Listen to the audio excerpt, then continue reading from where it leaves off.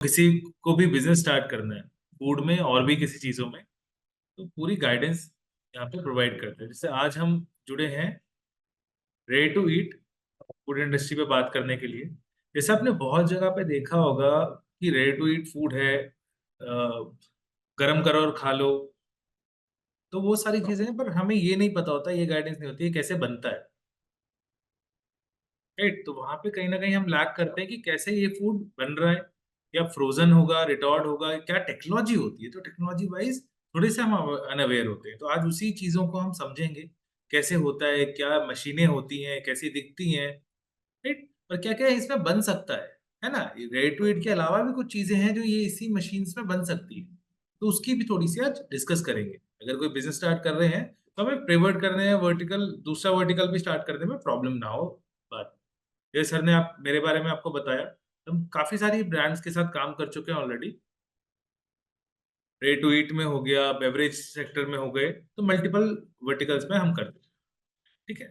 अब जैसे हम देखते हैं कि जो रेडी टू ईट का मार्केट है, ठीक है, वो अगर हम ग्लोबली देखें तो 48.38 बिलियन का है ना, जो अप्रोक्सीमेटली बहुत हजारों करोड़ हो जाता है। मतलब वो उसको कैलकुलेट करेंगे तो इंडिया का, और 12 ग्लोबली ये काफी ऑलरेडी एक्सपेंडेड है। ठीक है, बहुत ज्यादा इसका रेट स्लो है इंडिया के कंपैरेटिवली 12.35, क्योंकि ऑलरेडी स्टैब्लिश कंट्री में अगर हम बात करें तो फ्रोजन फूड और रेडी टू ईट फूड बहुत ज्यादा कंज्यूम किया जाता है, क्योंकि बहुत सारी फैक्टर्स हैं जो हम अभी डिस्कस करेंगे। और इंडिया का मार्केट हम देखें तो 15.87% एनएम ग्रोथ रेट से बढ़ रहा है। ठीक है, करंट एनुअल ग्रोथ रेट चल रहा है, जो 2029 तक 29 तक डबल हो जाएगा। ठीक है, मार्केट डबल हो जाएगा। अभी 1 बिलियन यूएस डॉलर है, मतलब अप्रोक्सीमेटली 8,000 करोड़, 8,500 करोड़ का मार्केट है। ठीक है, 1,000 करोड़ का 8,500 करोड़ का तो बहुत बड़ा मार्केट होता है, तो वो 16,000 करोड़ का हो जाएगा, है ना। तो जैसे 1.02 बिलियन है, 2.13 बिलियन, तो 15% से अगर रेट से बढ़ेगा तो 4 से 5 साल में ये डबल के आसपास हो जाएगा।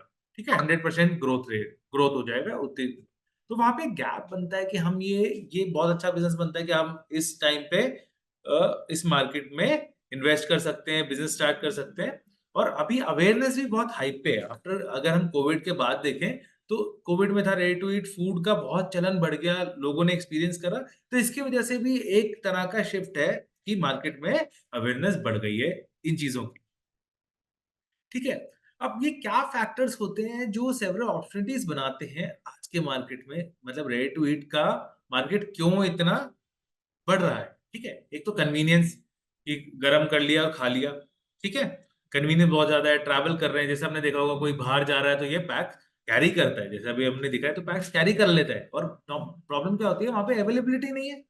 राइट, तो ग्लोबल मार्केट एक्सपेंशन वैसे ही बढ़ जाता है। ठीक है, मान लेते हैं यहाँ से बहुत लोग इंडिया से बाहर ट्रैवल करते हैं, बहुत लोग वहां रहते हैं, तो वहां पे उनको इंडियन टेस्ट हम दे पाए और हाइजीन के साथ। ठीक है, अब हेल्थ एंड न्यूट्रिशन की बात करते हैं, तो हेल्थ वाइज अगर हम कहीं बाहर जा रहे हैं, फॉर एग्जांपल हम ही बाहर जा रहे हैं, और फॉर एग्जांपल जैसे नॉर्थ इंडियन है, तो north Indian when they travel to south India, वो फूड के साथ फेमिलियर नहीं होते। तो जब इतना कन्वीनियंस मिलेगा तो they can carry with them. ठीक है, वेजिटेरियंस का प्रॉब्लम होता है कि मैं वेजिटेरियन हूँ, वहाँ नॉनवेज मिलेगा, बाहर कंट्रीज में प्रॉब्लम आती है। तो हेल्थ एंड न्यूट्रिशन का वहाँ पे क्या रहता है कि मेरा हेल्थ, मतलब क्या होगा कि मैं दूसरा फूड खाऊंगा, मेरा हेल्थ खराब हो जाएगी, या मेरे को प्रॉपर न्यूट्रिशन नहीं मिलेगा अगर मैं कुछ और खा के मेरे को जो मिल रहा है मैं उसी से काम चला रहा हूँ, है ना, और सेटिस्फाई भी नहीं हूँ। और दूसरी बात क्या है, अगर मैं कुछ खा रहा हूँ, ठीक है, तो वो कितना हाइजेनिक है, ठीक है, वो कितना न्यूट्रिटिव है, तेल तो ज्यादा नहीं है। हम बाहर अक्सर देखते हैं, बाहर खाते हैं तो तेल बहुत ज्यादा होता है, बहुत सारी चीजें होती है। ठीक है, तो ऐसा फूड डेवलप जो होमली कुक्ड हो, वो सारी चीजें हो। इनोवेशन हो सकता है, जैसे आज की तारीख में मॉक मीट चल रहा है, जैसे या वेगन करीज हम बात कर सकते हैं कि चिकन की जगह वहां पे वेगन यूज, तो ये इनोवेशंस भी चल रहे हैं। ठीक है, ग्लोबल एक्सपेंशन भी चल रहा है उस चीजों का। और ग्लोबल मार्केट एक्सपेंशन कैसे, ग्लोबल मार्केट में कैसे जा सकते हैं, क्योंकि अपॉर्चुनिटी है कि बाहर, जहाँ पे बाहर फूड अवेलेबल नहीं है, या फिर इंडिया से जो करीज, जैसे इंडियन फूड है, इंडियन मसाले वगैरह यहाँ पे सब कुछ सस्ते होते हैं, तो क्या होता है हॉरेका भी बनता है बाहर। तो हॉरेका में जो इंडियन रेस्टोरेंट्स हैं वो यहाँ से ग्रेवीज लेके जाते हैं, इंडिया से ग्रेवीज लेके जा रहे हैं, जो जो रिटॉर्ड हो सकती हैं, फ्रोजन हो सकती हैं। ठीक है, और फूड सेफ्टी वाइज अगर हम देखें तो पैक्ड स्टेरिलाइज्ड फूड है या फ्रोजन में फूड है, तो 100% सेफ है, एज अ वो सड़ेगा नहीं या स्पॉइलेज नहीं होगा, कंटेमिनेशन नहीं होगा। ठीक है। ई कॉमर्स वाइज अगर मैं रिटॉर्ट की बात करूं तो आप देखोगे तो रेडी टू ईट अगर आप अमेजोन पे भी डालोगे तो you gonna see very vast range, है ना। बहुत सारी कंपनीज है इसमें, अभी हम अमेजोन पे भी डिस्कस करेंगे कैसे कैसे कौन से कैसे गेट्स हो गया, हल्दीराम हो गया, विकाजी सिर्फ एक्सपोर्ट ओरिएंटेड फ्रोजन फूड बनाता है, इंडिया में नहीं बेचता है। तो ऐसी भी कुछ कंपनीज है जो सिर्फ एक्सपोर्ट ओरिएंटेड है ना। अब हरेका सेक्टर में अगर बात करें तो कोई भी चीज जैसे पराठा है फ्रोजन हो रहा है इंडिया में, क्योंकि बाहर लेबर वगैरह भी बहुत महंगी है, तो बाहर इंडिया से काफी एक्सपोर्ट अपॉर्चुनिटीज बन जाती हैं इंडियन फूड की, अगर रेडी टू ईट में हम बात करें।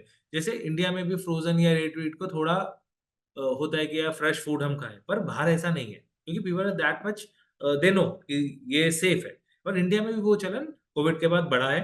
जैसे हम मैकडोनल्ड्स भी जा रहे हैं तो फ्रोजन टिक्की ही मिलती है, सबको पता है कि फ्राई करके दे रहे हैं तो फ्रोजन ही आती है, बट वहां पे क्या टेस्ट आ रहा है, अच्छा लग रहा है तो लोग खा रहे हैं, राइट। तो ऐसा इंडियन में भी होना होना चालू हो गया है। ठीक है, जैसे हम चायोस या बड़ी चेन्स में जाते हैं तो वहां पे पाव भाजी वगैरह का आपको पाव गरम करके दिया और साथ में वो भाजी गरम करके दी जो पैकेट में है एक्चुअली। ऐसे बहुत सारे, आप अगर रेलवे में ट्रैवल कर रहे हैं तो वहां पे भी यही सारी चीजें आपको मिल रही हैं और लोग खा रहे हैं, और उससे कोई तबीयत खराब या कुछ ऐसा नहीं होता। ठीक है। एक ब्रांड डिफरेंशिएशन मिल जाता है कि अगर जैसे अभी मैं ब्रांड डिफरेंशिएशन का एक एग्जांपल भी दूंगा, जैसे हमने रिसेंटली हमने दाल बाटी चूरमा जो राजस्थानी फूड होता है वो भी लॉन्च करवाया है ना। या पास्ता सॉस है तो वो इटालियन कुजीन में पास्ता सॉस लॉन्च कराई है। तो ऐसा टेक्नोलॉजिकल ऑटोमेशन भी इसमें हो सकता है, अवेलेबल है। मशीन्स काफी हाईटेक आती हैं इसकी। ठीक है। हमने ग्लोबल मार्केट देख लिया, क्यों ये मार्केट एग्जिस्ट करता है। ठीक है, वो हमने समझा क्यों एग्जिस्ट कर रहा है मार्केट। ठीक है, क्या सेवरल अपॉर्चुनिटीज है, क्यों ये मार्केट ग्रो करेगा। ठीक है। क्या और क्या क्या चीजें होती है रेडी टू ईट में, क्या क्या चीजें हैं। ठीक है। तो रेडी टू ईट की अगर बात करें तो ये जो रिटॉर्ड है, रिटॉर्ड रेडी टू कुक तो बना ही सकता है। ठीक है। तो मशीन से, चलो वो मशीन्स पे भी बात कर लेंगे जब हम मशीन्स पे आएंगे। तो अगर मैं सिंगल सर में रिटॉर्ड में बात करूं, रिटॉर्ड क्या होता है। रिटॉर्ड मील से वो हो गया जहां पे मैं रिटॉर्ड कर रहा हूँ, जहां पे मैं स्टेरलाइज कर रहा हूँ, उसको मैं एम्बिएंट टेम्परेचर मतलब रूम टेम्परेचर पे रख सकता हूँ उस फूड। ठीक है। जैसे आप देखें राजमा चावल, दाल चावल हो गया, biryani, pasta sauce, Indian curries हो जाती हैं, जैसे कोई सी भी गट्टा मसाला हो गया, पनीर की सब्जी हो गई।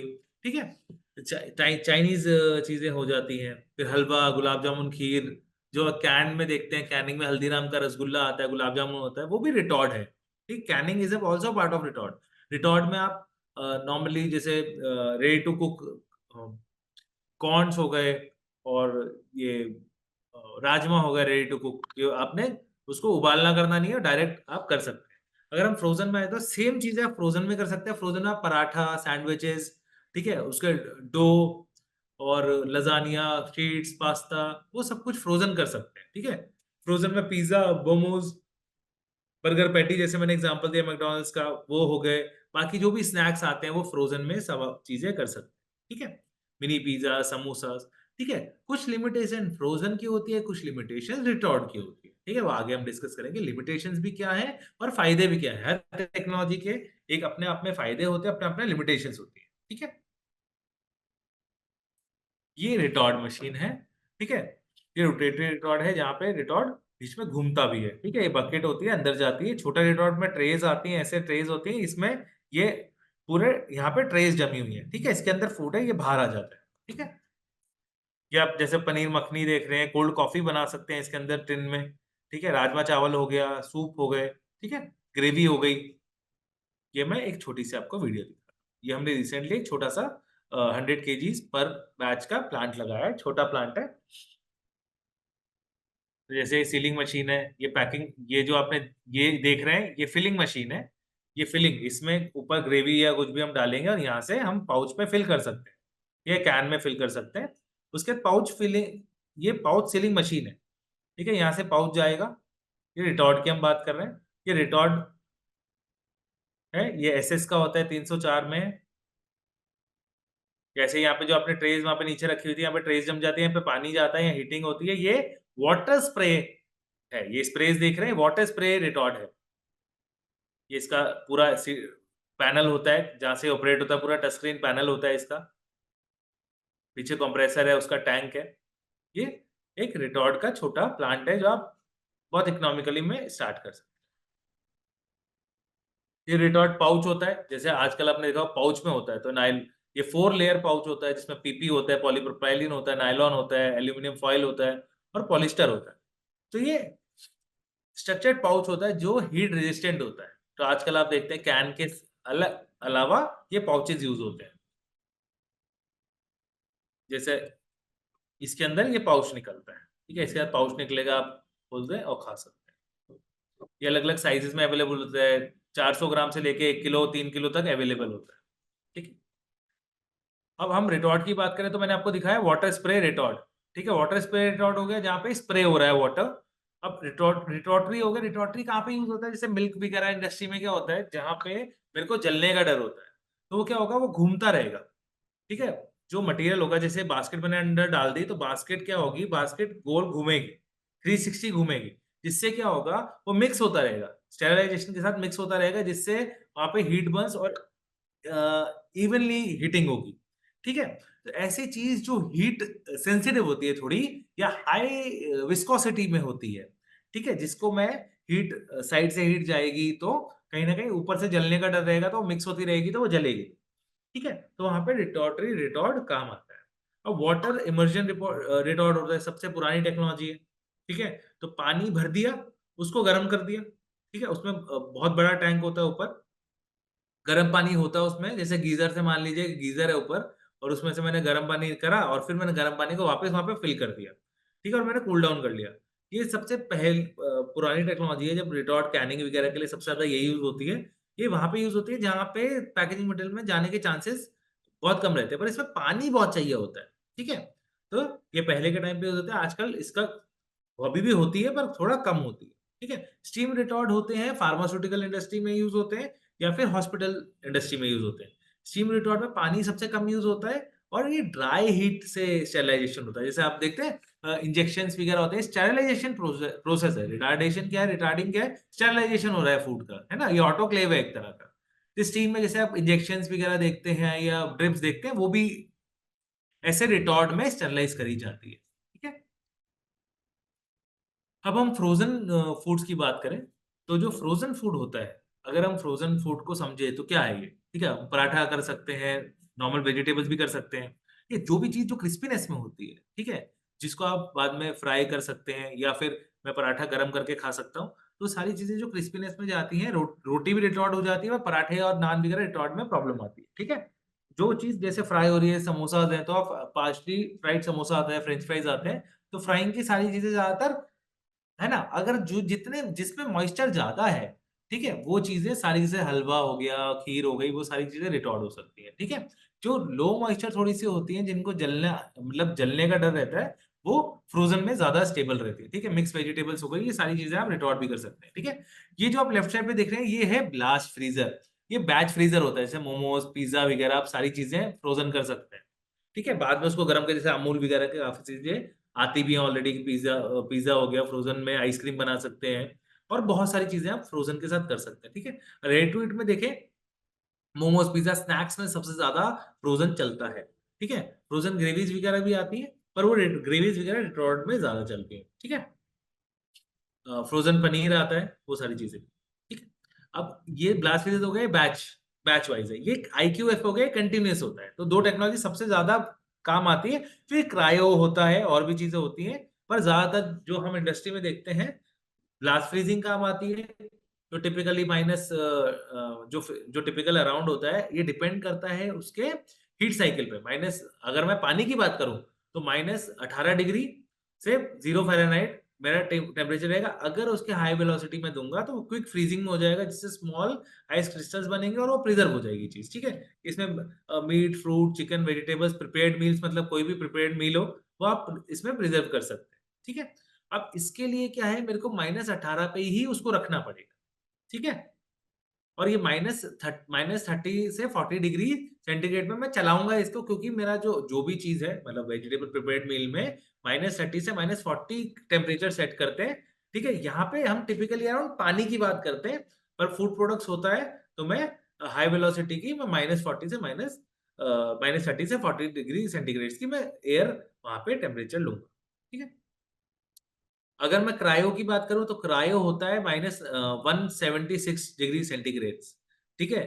कार्बन डाइऑक्साइड होता है -96 डिग्री सेंटीग्रेड, ठीक है।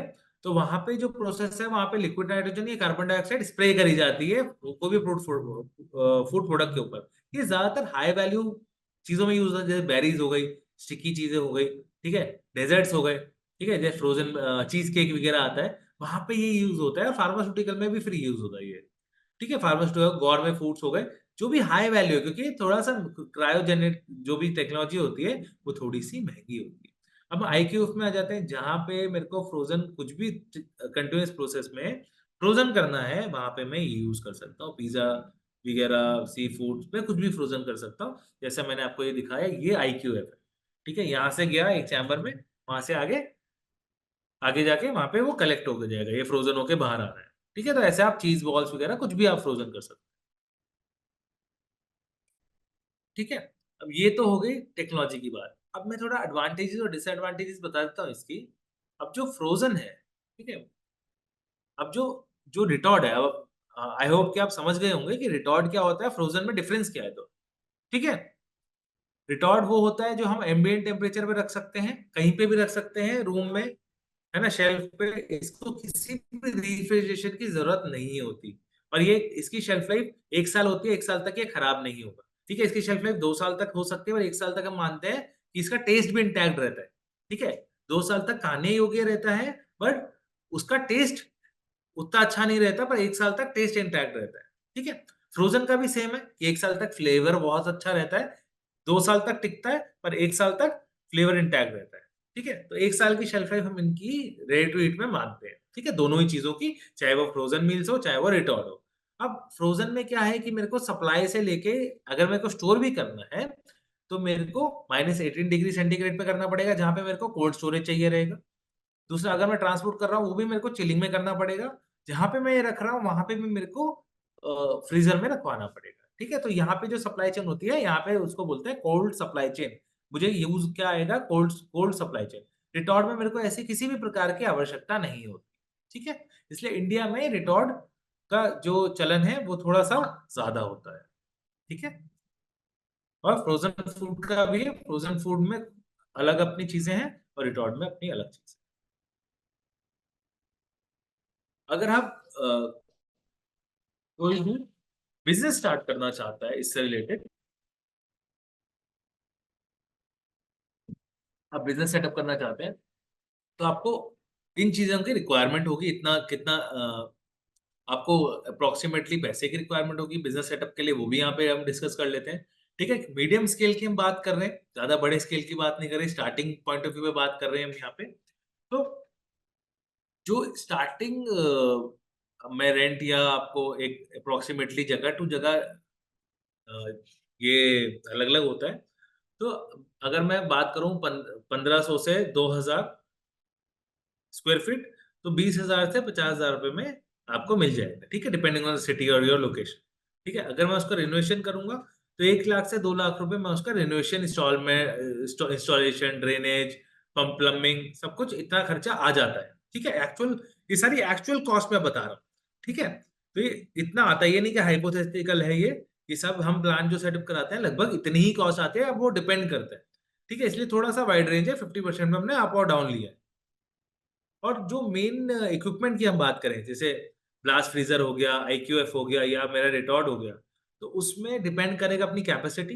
10 लाख से 30 लाख रुपए एक मिनिमम कैपेसिटी होती है, ठीक है, जहां पे आपको वो इन्वेस्ट करना पड़ता है। उसके बाद जब हम कैपेसिटी बहुत ज्यादा में जा रहे हैं, जैसे अप्रोक्सीमेटली, अगर हम सिर्फ रिटॉर्ड मशीन की बात करें, तो अगर मैं 100 किलो, 70, मतलब 60-70 kg की हम बात कर लेते हैं स्टार्टिंग में, जो एक इनफ होता है एक बैच के लिए, आप 4 से 5 बैच निकाल सकते हैं। और आप उसको 24 घंटे भी चला सकते हैं, ठीक है। अगर 10 घंटे की शिफ्ट में 2 घंटे की एक साइकिल है, तो आप आराम से 5 बैच निकाल सकते हैं। तो आपका अप्रोक्सीमेटली अगर 70 किलो आप माल निकाल रहे हैं, तो आप 5 बैच के हिसाब से देख सकते हैं। तो स्टार्टिंग के लिए उतना इनफ होता है, अगर आप 3 दिन चलाएं तो, ठीक है। ऐसे ही फ्रोजन में ब्लास्ट फ्रीजर से आप स्टार्ट कर सकते हैं, ठीक है। तो 10 लाख से लेके 30 लाख रुपए तक बीच में इन्वेस्टमेंट बैठता है। अब वो ब्रांड का किसका ले रहे हैं हम, कितनी उसकी जो भी स्पेसिफिकेशन है उसके हिसाब से इतना मिनिमम अपना बैठता है। उससे ऊपर जब हम हाई एंड में जाते हैं तो उससे ऊपर वहाँ पे वो चीज़ें हो जाती है। इंडियन लेंगे तो सस्ता पड़ता है, इम्पोर्टेड लेंगे तो थोड़ा-सा महँगा पड़ता है। ठीक है? अब पैकेजिंग मशीन अगर हम बात करें तो जैसे मैंने आपको एक फिलिंग मशीन दिखाई, वो भी पैकेजिंग मशीन का ही पार्ट होता है, ठीक है? तो फिलिंग मशीन और आपको पाउच पैकेजिंग मशीन दिखाई, तो आपका लाख 1 डेढ़ लाख रुपए में वो आ जाती हैं दोनों मशीन, ठीक है? अगर मेरे को और अच्छी मशीन चाहिए, वैक्यूम पैकेजिंग करना है, लेबलिंग की मेरे को मशीन चाहिए, पैकेजिंग सारी मशीन चाहिए, तो मेरा 1.5 से 3 लाख रुपए में वो सारी मशीनें आ जाती हैं। वो डिपेंड करेगा हम कितना हाईटेक पे जा रहे हैं। ठीक है? नॉर्मल अगर हमें स्टार्ट करना है तो 1.5 से 3 लाख रुपए आप पैकेजिंग मशीन्स का लेके चल सकते हैं। ठीक है? अब अदर इक्विपमेंट्स की हम बात करें, जैसे कुकिंग केटल चाहिए, मेरे को स्टेनलेस स्टील के वर्किंग टेबल चाहिए, जहाँ पे मैं सब्ज़ी काटूँगा या मेरे को मैं धोऊँगा, मेरे को सिंक्स चाहिए, रेफ्रिजरेशन यूनिट चाहिए। तो एक जो इनिशियल कॉस्ट आता है, वो ये कुकिंग केटल वगैरह का सबका मिला के, तो आप ये मान के चलिए कि 2 लाख रुपए के आस-पास आपको वहाँ पे लेके चलने हैं, 2 से ढाई लाख रुपए के आस-पास, कि मेरे को ये सारी चीज़ें आएँगी। ठीक है? Other equipments. वो डिपेंड करता है कि मैं क्या बनाने जा रहा हूँ। ठीक है? मेरे को क्या फ्रोज़न करना है, उसके ऊपर मेरे को क्या लगेगा। फॉर एग्ज़ाम्पल मैं मोमोज़ बना रहा हूँ, तो मोमोज़ के लिए कटिंग टेबल और स्टीमर लगेगा, पार्शियल स्टीमिंग करूँगा और मैं उसको फ्रोज़न कर दूँगा, फॉर एग्ज़ाम्पल। ठीक है? अगर मैं राजमा कर रहा हूँ, तो मेरे को राजमा बनाने के लिए क्या-क्या चाहिए रहेगा? तो मैं जो भी कुज़ीन ऐड कर रहा हूँ, मैं डेज़र्ट बना रहा हूँ, तो मुझे अलग चीज़ चाहिए रहेगी। ठीक है? तो आप जो भी इंट्रोड्यूस करना चाहते हैं, तो उसके हिसाब से वो इक्विपमेंट लगता है और सबका कॉस्ट वो डिफरेंशिएशन में आएगा और कितना हम कैपेसिटी में क्या चीज़ हम करना चाह रहे हैं। ठीक है? अब हम बात कर लेते हैं लाइसेंसिंग की। तो इसको आप लेके चलते हैं, हमें 2 लाइसेंसिंग चाहिए रहते हैं यहाँ पे। एक तो मेट्रोलॉजी एक्ट, ठीक है? जो आपको उद्योग डिपार्टमेंट से एमएसएमई को वे एंड मेजर्स जो डिपार्टमेंट होता है, जो है ना? तो वहाँ पे जो तराजू पे सील लगाते हैं, वही डिपार्टमेंट होता है लीगल मेट्रोलॉजी एक्ट का। और एक एफएसआई का लाइसेंस लगता है, फूड लाइसेंस। तो 2 लाइसेंस जब भी हम मैन्युफैक्चरिंग कर रहे हैं, तो 2 लाइसेंस ये इम्पोर्टेंट होते हैं, ठीक है? उसमें एक तो अपना हो गया 10 से 20 हज़ार रुपए का आपका इसमें इनिशियली खर्चा बैठ, ठीक है? सब कुछ मिला के। अब रॉ मटेरियल और इन्वेंटरी, जैसे मैंने बताया, जो भी चीज़ें हम फ्रोज़न फूड बना रहे हैं, रिटॉर्ड फूड बना रहे हैं, उसके हिसाब से वो डिपेंड करेगा। ठीक है? लगभग फ्रोज़न फूड और रिटॉर्ड फूड का रॉ मटेरियल इन्वेंटरी लगभग सेम आता है। अगर राजमा आप रिटॉर्ड कर रहे हैं बना के या आप फ्रोज़न कर रहे हैं, तो दोनों का लगभग सेम होता है। ठीक है? अब फ्रोज़न तो फ्रोज़न हो गया, उसके बाद आप किसी भी चीज़ में पैक कर दीजिए। आप एचटीपी पॉलीथीन में पैक कर सकते हैं, क्या आप कंटेनर्स में पैक कर सकते हैं और फ्रोज़न कंडीशन में ही रहेगा वो। ठीक है? बल्क में भी पैक कर सकते हैं। अब हम जो लेबर है, लेबर हमें एप्रोक्सिमेटली 1 लेबर स्किल्ड और 2 लेबर अनस्किल्ड चाहिए। ठीक है? स्किल्ड में कौन-सी लेबर आ गई? जो मेरा एक तो शेफ़ होगा, ठीक है? और मेरा ऑपरेटर हो सकता है स्किल्ड लेबर में। तो फिर और बहुत बार क्या होता है, जो शेफ़ होता है उसी वो मतलब इतना मतलब इतना मुश्किल नहीं होता चीज़ें, रिटॉर्ड या में वो फ्रोज़न मशीन्स ऑपरेट करना, तो वो बहुत बार शेफ़ जो होते हैं वही ऑपरेट कर लेते हैं। उनके नीचे 2 अनस्किल्ड लेबर, मतलब हू कैन कट एंड जो प्रोडक्शन, एक क्वालिटी कंट्रोल, है ना? और एडमिनिस्ट्रेटिव स्टाफ हो गया, ठीक है? एक क्वालिटी कंट्रोल हो गया, एक प्रोडक्शन स्टाफ हो गया और ये अनस्किल्ड और स्किल्ड लेबर हमारी हो गई पूरी, ठीक है? तो आप ये मान के चल सकते हैं कि एक आपको 2 सॉरी, तो आपको स्किल्ड लेबर चाहिए रहेगी। 1 can be a production staff और शेफ, और 1 can be quality control person, ठीक है? अब जब आप खुद एडमिनिस्ट्रेटिव कर रहे हैं तो वो चीज़, नहीं तो आपको वहाँ पे वो पर्सन डालना पड़ेगा, ठीक है? हू कैन लुक ओवर एवरीथिंग। और उसके नीचे 2 अनस्किल्ड लेबर दे सकते होंगे, कट एंड जो भी लॉजिंग अनलोड रिटॉर्ड में लोडिंग अनलोडिंग का काम करना है, वो सारी चीज़ें हो सकती हैं। ठीक है? That will also depend as per your location. अब इनिशियल जो भी हमारा ब्रांडिंग है, ठीक है? उसका अलग से आप फंड एलोकेट कर सकते हैं। उसका कोई अभी मतलब इनिशियल नहीं होता, आप कैसा इन्वेस्टमेंट कर रहे हैं ब्रांडिंग पे या कैसा पैकेजिंग डिज़ाइन्स कर रहे हैं। इनिशियल इन्वेस्टमेंट क्या प्रमोशन पे, क्या लोकली कर रहे हैं, रीजनली कर रहे हैं, या आपको डी2सी ही जाना है। ठीक है? वो चैनल्स की भी हम अभी बात कर लेंगे। ठीक है? उसपे वो सारी चीज़ें डिपेंड करेंगी मार्केटिंग। ठीक है? कुछ ऐसी स्कीम्स हैं गवर्नमेंट की, जो हम ले सकते हैं। एम एमओ एफपीआई पे अपन देख सकते हैं, ministry of food processing India पे हम सारी चीज़ें हैं, ठीक है? अ, पीएलआईएस स्कीम है, प्रोडक्शन लिंक्ड इंसेंटिव स्कीम है, प्रधानमंत्री formation of micro food processing enterprise है ना? पीएमएफई एमई स्कीम, ठीक है? प्रधानमंत्री किसान संपदा योजना है। ये सारी योजना का हम लाभ ले सकते हैं, और कुछ स्टेट स्पेसिफिक योजना भी होती है। ठीक है, वहां पे www.myscheme.government.in पे जाके हम अपनी कंट्री, अपनी स्टेट डाल के और अपनी सारी डिटेल डाल के वहां पे अपन को वहां पे चल जाता है हम किस स्कीम के लिए एलिजिबल। ठीक है, इसमें जैसे पीएमएफ स्कीम में आपको 35% तक सब्सिडी मिलती है, जहां पे कोई उसमें स्कैपिंग नहीं है, जैसे मेल फीमेल हो गया या जेंडर बेस या फिर कैटेगरी बेस, उसमें कुछ भी नहीं है। 35% सबके लिए फ्लैट सब्सिडी है। ठीक है, अप टू 10 lakhs। ठीक है, जो भी आपका प्रोजेक्ट होगा उसका 10 लाख से ऊपर सब्सिडी नहीं मिलेगी उसके अंडर ही। ठीक है, अब जब हम ब्रांड डेवलपमेंट कर रहे हैं तो एक ब्रांड आइडेंटिटी बनाना बहुत इंपॉर्टेंट है। ठीक है, जैसे फॉर एग्जांपल मैं एक एग्जांपल ले लेता हूँ, मैकैन। ठीक है, मैकैन फ्रोजन स्नैक्स कंपनी है। आलू के फ्राइज फ्राई करें और खा लें, आलू की टिक्की हो गई, या फिर हल्दीराम्स की बात करो तो राजमा वगैरह, रेड व्हीट राजमा वगैरह बेच रहे हैं, तो ब्रांड बनाओ इंडियन ऑथेंटिक है, या मेरे को पास्ता का ब्रांड बनाना है, मैं पास्ता की सॉस बना रहा हूँ। ठीक है, वो सारी एक ब्रांड आइडेंटिटी हो जाती है। मैं क्या बेच रहा हूँ तो उससे रिलेटेड में और भी प्रोडक्ट में रख सकता हूँ। अब उसी के हिसाब से मार्केटिंग, जो मेरी स्ट्रैटेजी होती है प्रोडक्ट लॉन्च की, वो मेरी डिसाइड होंगी। उसी के हिसाब से एफिशिएंट मार्केटिंग स्ट्रैटेजी मैं डिफरेंशिएट कर पाऊंगा प्रोडक्ट लॉन्च के लिए। अब उसी के हिसाब से मैं डिजिटल जो मेरी मार्केटिंग स्ट्रैटेजी है, अब मेरा जो पास्ता खाने वाला इंसान है मैं उसको टारगेट करूंगा। ठीक है, या इंडियन कुजीन पसंद करने वाला इंसान है तो मैं उसको टारगेट करूंगा। तो मेरे को टारगेट ऑडियंस तक पहुंचने के लिए मेरी ब्रांड ब्रांड आइडेंटिटी या ब्रांड से रिलेटेड चीजें बिल्कुल सिंपल होनी चाहिए कि मेरे को किसके पास जाना है। ठीक है, अब क्या-क्या चैनल्स होती हैं, हम सेल्स चैनल्स की बात कर लेते हैं। ये बहुत इंपॉर्टेंट है। जब भी आप एक स्ट्रैटेजी बना रहे हैं, प्रोडक्ट लॉन्च कर रहे हैं, या प्रोडक्ट की प्राइसिंग कर रहे हैं, या फिर आप प्रोडक्ट की आइडेंटिटी बना रहे हैं, ठीक है? तो अगर आप बी2बी करना चाहते हैं, ठीक है? तो वहाँ पे लेबल डिज़ाइन वगैरह ज़्यादा मैटर नहीं करता, ठीक है?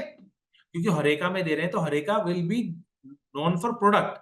आपका प्रोडक्ट देख के लेंगे वो। आप बल्क पैकेजिंग में सिर्फ छोटा-सा स्टिकर, जो भी अपनी कंपनी का स्टिकर होता है, वो सिर्फ नाम लिख के भी दे देंगे। लेंगे जो भी एफएसआई का होलसेल का नॉर्म्स है, के इंग्रीडिएंट्स वगैरह आपको लिखने होते हैं, बट आपको ग्राफिक्स वाइज़ ज़्यादा मेहनत नहीं करनी पड़ती, ठीक है? इन्फॉर्मेशन सिर्फ देनी होती है, क्योंकि हरेका में आपका प्रोडक्ट वायबल होना चाहिए, प्रोडक्ट दिखना चाहिए, ठीक है? एक्सपोर्ट, बल्क में एक्सपोर्ट कर रहे हैं या फिर आप वो कर रहे हैं, तो एक्सपोर्ट में क्या होता है, बहुत बार एक्सपोर्टर ही आपको डिजाइन देते हैं, ठीक है? प्राइवेट लेबलिंग में भी जो प्राइवेट लेबलिंग कराएगा वो आपको डिजाइन देगा, तो बी2बी सेगमेंट ये बन जाता है, ठीक है? आप प्रोसेस कर रहे हैं और आप बेच रहे हैं उस पर्टिकुलर के बल्क में, ठीक है? Business to business.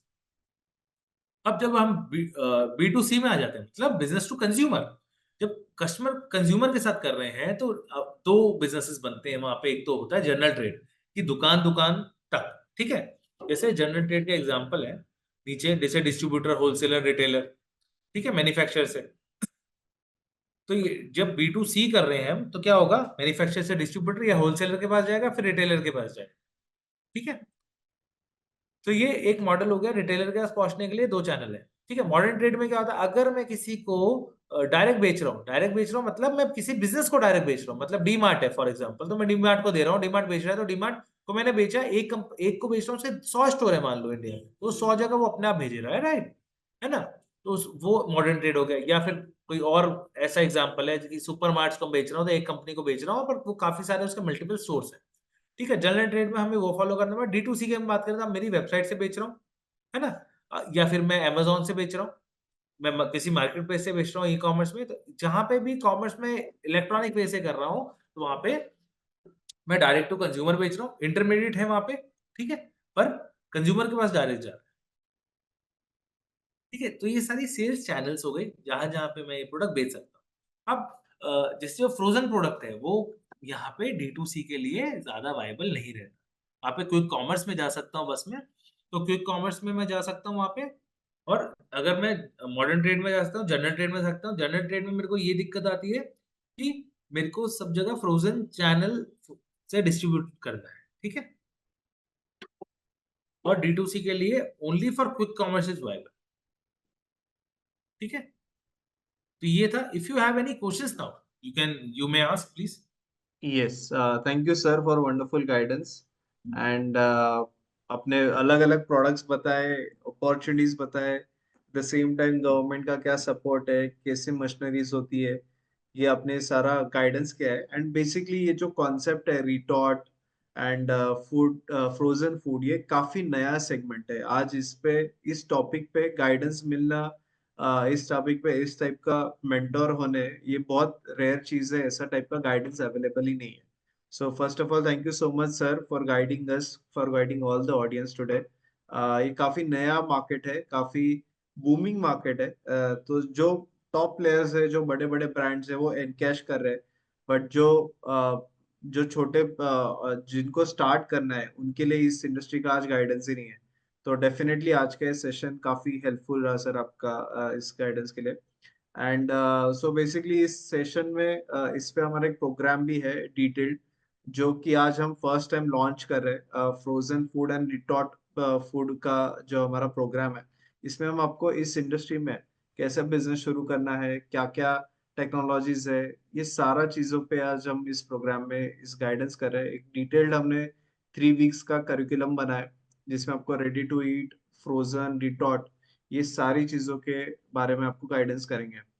So sir first question ऐसा है ना, सो अभी ऑडियंस में जितने भी लोग हैं, आपको जो भी क्वेश्चंस है about frozen, retort, food processing, ये frozen, retort and ready to eat, अब आपके क्वेश्चंस चैट बॉक्स पे डालिए, मैं आपके सारे questions one by one cover करूंगा।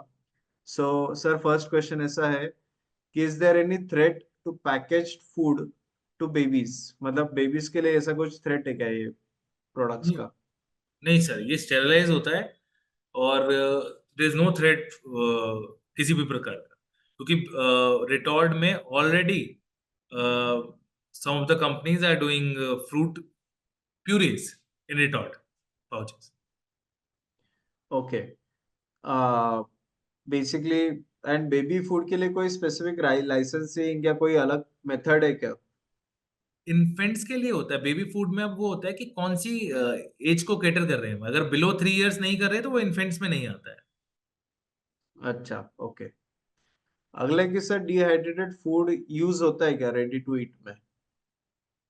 रेडी टू ईट में अगर डिहाइड्रेटेड फूड हम यूज करेंगे तो हमें कॉस्ट बहुत बढ़ जाएगी, क्योंकि ऑलरेडी प्रोसेस फूड हम यूज कर रहे हैं, इसलिए नहीं करते। Okay, okay. So I think वो रेडी टू कुक में होता है ज्यादा, डिहाइड्रेटेड प्रोडक्ट्स का। हाँ, जो रेडी टू कुक प्रीमिक्सेस बनते हैं बेसिकली, वहां पे ज्यादा ये यूज होता है। Correct, correct. अगला है कि सर कोई हम न्यू प्रोडक्ट डिजाइन कर सकते हैं क्या फ्रोजन में? स्कोप है क्या इनोवेशन का ऐसा? बिल्कुल है। न्यू स्कोप की जैसे कम्युनिटी है, मान लेते हैं कि फॉर एग्जांपल हमने रिसेंटली रिटॉर्ड में डेवलप करा है दाल बाटी चूरमा, राजस्थानी फूड पूरा, बेसन गट्टा, ये सारा हमने अभी क्रिएट किया है। ओके। तो मतलब जितना भी, जिनका जो भी रेसिपी है, हम्म, वो जिनका यूनिक रेसिपी है, वो फ्रोजन में कन्वर्ट हो सकता है। बिल्कुल, फ्रोजन में हो सकता है, रिटॉर्ड में हो सकता है, डिपेंड करेगा क्या किस चीज का रेसिपी है, क्या उसके लिए वाइबल टेक्नोलॉजी है। Okay, okay. अगला है कि सर फ्रोजन में डिलीवरी प्रॉब्लम हो सकता है क्या फ्रोजन फूड में? डिलीवरी किस सेक्टर में कराना चाहते हैं उस पर डिपेंड करता है। जैसे अगर मुझे पूरा ट्रक भेजना है या मेरे को एक पिकअप भेजना है पूरा, तो मेरे को वहां पे प्रॉब्लम नहीं आता। पर अगर मेरे को रिटेल डिस्ट्रीब्यूशन करना है तो वहां पे मेरे को थोड़ा सा प्रॉब्लम आता है। अच्छा, अच्छा, ओके। अगला है कि सर मार्केट में डीप फ्रीजर आता है -18 टू -22, तो उसको हम्म। लेकर बिजनेस शुरू कर सकते हैं क्या छोटे स्केल पे? नहीं, मतलब डीप फ्रीजर में आप डिस्ट्रीब्यूशन का कर सकते हैं, आप कीपिंग कर सकते हैं। Last freezer is a different thing, deep freezer is a different thing. अच्छा, ओके। बट ये स्टोरेज कर सकते हैं, मतलब ये फ्राइज, स्टोरेज कर फ्रूट्स, सकते हैं, बिल्कुल।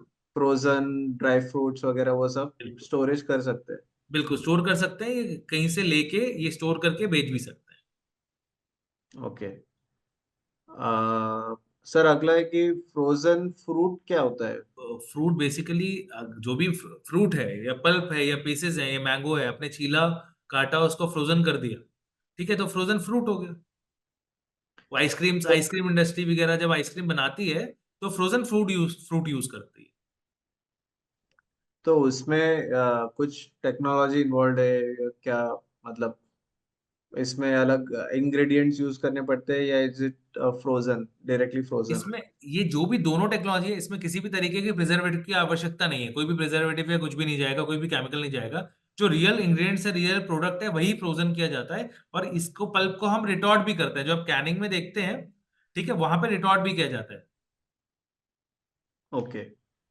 अगले की sir, I am looking for frozen modak, मतलब एक महाराष्ट्रियन स्वीट होता है फ्रोजन हम्म, मोदक। हम्म। तो उसको आईक्यूएफ करे या रिटॉर्ट में जाए?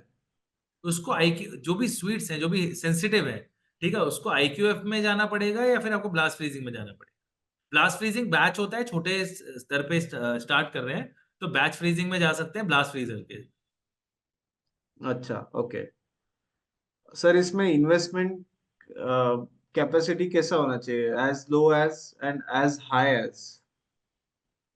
लो, see, if you want to go for a blast freezer, तो 10 से 15 लाख रुपए का ब्लास्ट फ्रीजर, एक छोटा ब्लास्ट फ्रीजर आता है। And there is no end, there is no end, okay, मतलब there is a high end technologies, आप जर्मन टेक्नोलॉजी ले लीजिए, इंडियन टेक्नोलॉजी, जितना आप एक्सपेंड करेंगे उतना आप कर सकते ओके, ओके। सर इसमें ट्रेडिंग से शुरुआत कर सकते हैं क्या? हैं। इस मोदक वाले में सर, नहीं, कोई भी फ्रोजन इंडस्ट्री में आने से पहले ट्रेडिंग या बिल्कुल डिस्ट्रीब्यूशन बिजनेस बिल्कुल करे कर बिल्कुल कर सकते हैं? सकते अच्छा, अच्छा, ओके। तो उससे मतलब मार्केट अंडरस्टैंड हो जाएगा, राइट? हैं, बिल्कुल बिल्कुल। ओके, जैसे वो चलने लग जाए, आपको ये भी चल जाएगा आपके एरिया में क्या चीज चलती है, आपकी क्या चीज ज्यादा निकलती है, तो मे भी आप उसको रेप्लिका करके आप अपना प्रोडक्ट निकाल सकते okay. We just have one question from audience जिन्होंने अनम्यूट का रिक्वेस्ट डाला है। संजय जी, आपका क्वेश्चन पूछे। हम अभी एक क्वेश्चन अनम्यूट करके ले रहे हैं, बाद में आपके जितने भी क्वेश्चंस है आप अनम्यूट करके पूछ सकते हो, बट चैट के क्वेश्चंस ओके। हम पहले कवर करेंगे। बट ये संजय जी, आपका क्वेश्चन पूछे। यस सर, ये पूछना चाहता हूँ कि फ्रेश खाना और फ्रेश वेजिटेबल तो हमारे इंडिया पूरे हर जगह मिलता है, लेकिन ये जो फ्रोजन फूड है वगैरह, पैकिंग फूड का खाना चाहिए नहीं खाना चाहिए, ये भी कुछ ये रहता है। तो कितना आगे चल के ये डेवलप होगा फ्रोजन फूड का या ये पैकिंग फूड का, हैं। प्रोसेस फूड का हम्म, बिजनेस, ये हिसाब से मैं पूछना चाहता हूँ। हम्म। सर, जितनी भी डेवलप कंट्रीज हैं, ठीक है, हम यूके की बात करें, कनाडा की बात करें, यूएस की बात करें, ठीक है, तो वहां पे सब लोग यही फूड खाते हैं। ठीक है, क्यों खाते हैं? क्योंकि एक तो टाइम नहीं होता है, जैसे मैंने आपको कवर करा। दूसरा क्या होता है, cost of food is cheaper than the fresh food, क्योंकि वहां पे लेबर बहुत महंगी आती है। हमारे यहाँ क्या है, इजीली हमें मेड मिल जाती है बनाने के लिए अभी, पर आगे चल के मेरे ख्याल से 5-10 साल बाद नहीं मिले। आज भी बहुत कॉस्टली हो चुका है वो चीज, पहले जो एक्सपेंसेस थे और अब जो एक्सपेंसेस है। और हम रेस्टोरेंट से, अब स्विगी जोमेटो से भी खाना मंगाएंगे तो इट्स गेटिंग मोर कॉस्टलियर। और मैं रिटॉर्ट का पाउच में आपको पूरा खाना, आपको 80-90 रुपए, 100 रुपए में पूरा खाना आपको खिला सकता, पूरा मील, है ना, क्योंकि वो एक साथ बन रहा है, बल्क में बन रहा है, बल्क में प्रोसेस हो रहा है। और ये चेन जो जैसे रिटेल चेन होती है, डिस्ट्रीब्यूशन वगैरह ये सब, अगर डिमांड बढ़ जाएगी तो ये और सस्ता हो जाएगा आगे जाके। अभी ये हाँ हाँ। इमर्जिंग इमर्जिंग है, अभी सेचुरेशन नहीं है इस इंडस्ट्री में, अभी इमर्जिंग इंडस्ट्री है ये। जितने भी हम्म, होरेका रेस्टोरेंट, अभी मेरे को एक बात बताओ, मैं जस्ट एग्जाम, जस्ट जो मैं समझता हूँ इंडस्ट्री से, जितनी क्यूएसआर चेन्स है, वहां पे पाव भाजी और ये सारी चीजें, सांबर रिटॉर्ट जा रहा है, वो गर्म करके देते हैं, आपको पता भी नहीं चलता। मैं बताऊंगा नहीं तो आपको पता भी नहीं चलेगा। I I give a damn sure about that, क्योंकि हम समझा। खुद डेवलप करवाते हैं और खुद हम वहां पे जाके खाते हैं, तो हमें खुद ही नहीं पता चलता कभी कभी। सो सही दिस इज बात है। एक माइंडसेट होता है, वो माइंडसेट चेंज होते ही इंडस्ट्री डजंट रिएक्ट कि क्या है। जैसे आज की बिल्कुल तारीख में अगर मैं आपको बात करूं कि थैली का दूध लेते हैं हम, आजकल सब ले रहे हैं, क्या वो बिल्कुल। सही है? क्या पाउडर का दूध होता है वो? पर सब ले रहे हैं। अभी तक वो, पर वो नहीं होता, पाउडर का दूध 100% नहीं होता। Only in summers there is a month, 1 to 2 month में, जब वो पाउडर मिक्स नहीं करते, एक्चुअली पाउडर से बनाया जाता है, but there is a capacity और वो स्टैंडर्ड फिक्स होता है। Just giving example for that. तो जब ये चीजें डेवलप हो जाएंगी, माइंडसेट डेवलप हो जाएगा, जब ये चीजें नहीं आएंगी आगे, बिल्कुल करेक्ट। बिल्कुल। Yes, thank thank you. You sir. क्योंकि because it's completely safe to have it. Correct. बिल्कुल। एंड और एक पॉइंट सर मैं ये बोलना चाहता हूँ, सर मैं भी अब्रॉड में रह चुका हूँ। एंड बेसिकली सर एक इम्पोर्टेंट फैक्टर ये है कि इंडियन रेस्टोरेंट जो है वो सारे शेफ डिपेंडेंट है। अगर वो शेफ को रेसिपी बनाते आ रहा है, कोई प्रोडक्ट अच्छा है, तो वो उस पर डिपेंडेंसी हो जाता है। बट जब एक रिटॉर्ट में हो रहा है तो वो सेंट्रलाइज किचन से आ रहा है। सो कोई भी पर्सन वो अनपैक करके गरम करके वो खिला सकता है। तो हर रेस्टोरेंट में हर टेस्ट कंसिस्टेंसी होता है, क्वालिटी कंसिस्टेंसी होता है। जो कि अभी बेसिकली अभी मैं यूएस में था, तो हर एक जितने सारे चेन्स है, मैकडोनल्ड्स है, अलग अलग केएफसी है, बहुत सारी चेन्स है, सबके इधर कंसिस्टेंसी है, फूड का कंसिस्टेंसी है, टेस्ट सेम है। एंड कहाँ पे भी स्किल्ड लेबर की जरूरत नहीं है, शेफ की जरूरत नहीं है। तो ये ट्रेंड आगे जाके इंडिया में भी होगा, क्योंकि बहुत सारे रेस्टोरेंट्स है इंडिया में कि जो स्ट्रगल कर रहे हैं शेफ के लिए। एक अच्छा शेफ होना चाहिए, एंड उनको एक वैरायटी, एक सर्टेन ऑफरिंग के बाद वैरायटी भी नहीं ऑफर कर पाते, eight the same time consistency नहीं ऑफर कर पाते। तो ये ट्रेंड आगे जाके आ रहा है ऑलरेडी। इंडिया में बहुत सारे सिटीज में आज रेस्टोरेंट्स में अगर आप जाओगे, मैंने पर्सनली देखा है, वो सिर्फ फ्रोजन ही सर्व करते हैं, फ्रोजन एंड रिटॉर्ट में ही सर्व करते हैं। तो ये ट्रेंड जो अर्ली लेवल पे जो कैप्चर करेंगे, जो अर्ली लेवल पे इस बिजनेस में आएंगे, उनके लिए ये बिजनेस बहुत फायदेमंद होगा। क्योंकि आप देखोगे तो जो अर्ली स्टेज में आते हैं वही बड़ा स्केल कर पाते हैं, बाद में कंपटीशन के बाद थोड़ा डिफिकल्ट हो जाता है। तो अभी आपको टाइम है, जो लोग इसमें आ सकते हैं वो इस इंडस्ट्री में आए, इस इंडस्ट्री में बिजनेस शुरू करें। इसीलिए आज इस पे हमने एक प्रोग्राम डिजाइन किया है। मैं अभी क्विकली प्रोग्राम के बारे में इंफॉर्मेशन शेयर करता हूँ। Ready to eat and frozen का हमने एक प्रोग्राम लॉन्च किया है। इस प्रोग्राम में 3 वीक्स का ड्यूरेशन है। इस प्रोग्राम में आपको स्टार्टिंग से लेके सब चीजें गाइड करेंगे, introduction to ready to eat market. तो ओवरव्यू आपको इंडस्ट्री का देंगे, मार्केट पोटेंशियल क्या है, मॉडर्न ट्रेंड्स क्या है फूड इंडस्ट्री के, टेक्नोलॉजी क्या यूज होती है, वो हम आपको गाइड करेंगे। फिर इसके बाद मॉड्यूल 2 में आपको टेक्निक्स एंड इक्विपमेंट्स क्या होते हैं इसके लिए, किन किन का क्वेश्चन था कि सर मशीनरी कहाँ से ले, ये सारी चीजें हम आपको कोर्स में गाइड करेंगे। तो कॉमन फ्रीजिंग मेथड क्या है, air blast, cryogenic plate freezing. फिर उसके बाद ओवरव्यू आपको अलग अलग इसके जो इक्विपमेंट्स है, tunnel freezer, spiral freezer, IQ freezer, वो आपको पूरा गाइडेंस करेंगे, मतलब ये मशीनरी कहाँ मिलती है, ये सारी चीजें का गाइडेंस करेंगे। एट द सेम टाइम उनका पर्पस, एप्लीकेशन क्या होता है। फिर techniques and equipment for retort ready to eat food. तो रिटॉट प्रोसेसिंग क्या है, फर्स्ट ऑफ ऑल ये हम प्रिंसिपल समझेंगे, कॉमन सिस्टम्स क्या होती है रिटॉट की। फिर रिटॉट के इक्विपमेंट्स क्या होता है, प्रोसेसिंग लाइन कैसे होता है, रिटॉट का स्टरलाइजेशन प्रोसेस क्या होता है, ये हम आपको गाइड करेंगे। फिर इसके बाद packaging, storage and supply chain management कैसे होता है फ्रोजन एंड रिटॉर्ट के लिए। तो पैकेजिंग मटेरियल्स है, टेक्निक्स है, उसके जो फ्रोजन के फूड के टेक्निक्स है वो आपको गाइड करेंगे। मटेरियल्स क्या होता है, रिटॉर्ट के पाउच होते हैं, ग्लास होते हैं, मेटल होता है। Eight the same time storage conditions क्या होती है, सप्लाई चेन मैनेजमेंट क्या होती है, ये आपको पूरा गाइड करेंगे, क्योंकि सप्लाई चेन पे काफी डिपेंडेंट है ये बिजनेस, तो वो भी आपको गाइड करते हैं। फिर इसके बाद food industry and quality safety concepts क्या होती है, कि फूड सेफ्टी के हैकअप सर्टिफिकेशन है, फूड फूड बॉर्न पैथोजेंस कैसे आइडेंटिफाई करना है, global manufacturing good manufacturing practice क्या है, ये आपको पूरा गाइड करेंगे। फिर मार्केट एंड कंज्यूमर ट्रेंड्स क्या क्या है इसमें, कंज्यूमर ट्रेंड किस में किस और जा रहा है, रेडी टू ईट में कन्वीनियंस लोग देखते हैं, हेल्थ देखते हैं, सस्टेनेबिलिटी देखते हैं, कंज्यूमर के परसेप्शंस क्या है, ये आपको पूरा गाइड करेंगे। फिर उसके बाद आता है प्रोडक्ट डेवलपमेंट। तो प्रोडक्ट डेवलपमेंट में आपको अलग अलग जो प्रोडक्ट्स है उनका रेसिपी डेवलपमेंट कैसे करना है, स्टैंडर्डाइजेशन कैसे करना है, हेल्थ न्यूट्रिशन डाइटरी ट्रेंड्स को ध्यान में रखते हुए कैसे प्रोडक्ट्स बनाना है, एंड आइडिया से लेके conceptualization of ready to eat food. ये काफी इंपॉर्टेंट टॉपिक है। इसमें आपको अलग अलग टाइप के जो वैरायटी प्रोडक्ट्स है, स्वीट्स है, आपके रेगुलर डिशेस है, वो सारे इसका आपको प्रोडक्ट डेवलपमेंट का स्टेज कैसा है वो आपको गाइड करेंगे। ये एक आपको इम्पोर्टेंट चीज है। फिर उसके बाद लॉज एंड रेगुलेशंस क्या है, न्यूट्रिशनल इंफॉर्मेशन, एलर्जेंस क्या होती है, रेगुलेटरी कंप्लायंसेस क्या है, वो आपको गाइड करेंगे। फिर आपको सिर्फ ब्रांडिंग कैसे करना है आपको, क्योंकि क्षितिज सर ने बहुत सारे अलग अलग प्रोडक्ट्स का ब्रांड बनाया है। आज अमेजोन पे उन्होंने लिस्टिंग किया है, 200 से प्लस प्रोडक्ट्स बनाए।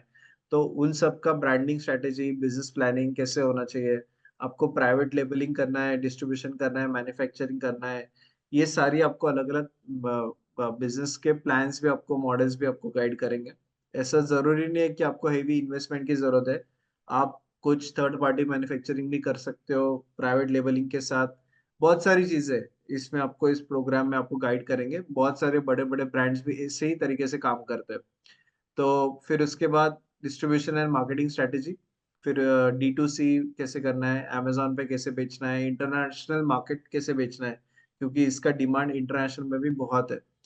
फिर इसके बिजनेस ऑपरेशंस कैसे होते हैं, वर्कफोर्स क्या लगती है, इन्वेंट्री कैसे करना है, setting up production facility, and फिर फाइनेंशियल मैनेजमेंट कैसे करना है इस बिजनेस को, कॉस्टिंग एंड प्राइसिंग स्ट्रेटेजी, क्योंकि आपको इस एक प्रोडक्ट बनाने के लिए बहुत सारे कंपोनेंट्स है। आपको मशीनरी कॉस्टिंग है, प्रोसेसिंग कॉस्ट है, रॉ मटेरियल कॉस्ट है। तो आपको एक ओवरऑल कॉस्टिंग कैसे करना है, प्राइसिंग कैसे करना है, रेडी टू ईट का फूड कैसे बिजनेस बनाना है, ये पूरा आपको गाइड करेंगे, एक फाइनेंशियल एनालिसिस करेंगे।